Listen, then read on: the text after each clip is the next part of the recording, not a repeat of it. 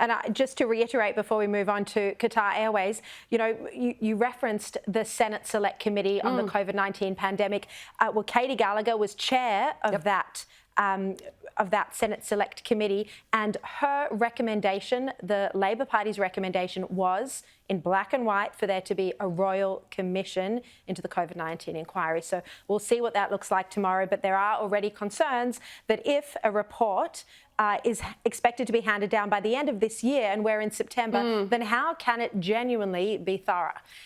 Well, there were so many issues, right, with COVID, things that we got really, really right. We led the world in, and other things where obviously politics got in the way. And we need to be able to disclose all of those issues so that we can be better prepared next time.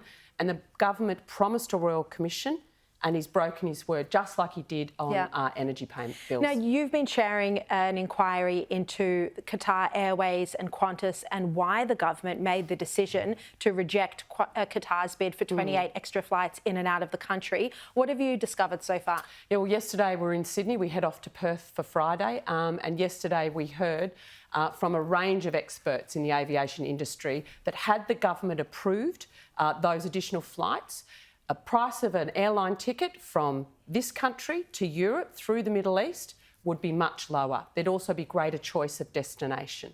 And yesterday we also heard from Sydney Airport around the way Qantas and the other big airlines, I'll say game, they didn't use those words, but use the regulatory framework around the slots who can take off and land in Sydney Airport to their competitive advantage. So this is a really anti-competitive space at the moment, and the government's making decisions that keep prices high and mean cancellations and delays are going in the wrong directions. And Catherine King could make decisions right now, today, to actually fix that, but they're not doing it. To have more capacity, which would drive down the prices. Absolutely, and greater competition.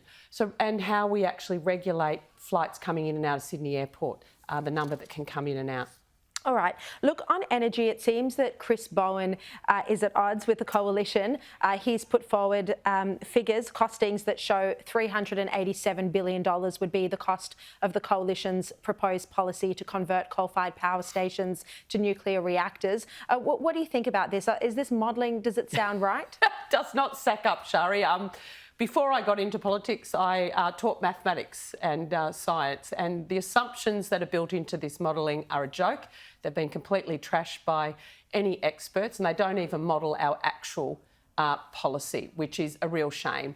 You know, we want to see a low emissions future for economy for our country, but we need to make sure we can keep the lights on, that our manufacturers can keep people employed, and that means baseload power. So, of course, nuclear, like all our competitors globally, the US, most of Europe, have access to that generation power. But Bowen is desperate, I think, because his pathway, carpeting our productive land with solar panels, 28,000 kilometres of transmission lines, crisscrossing rural and regional communities. And then you've got the terrible decisions around those wind farms offshore that are causing a lot of angst now in Labor Party seats up in the Hunter.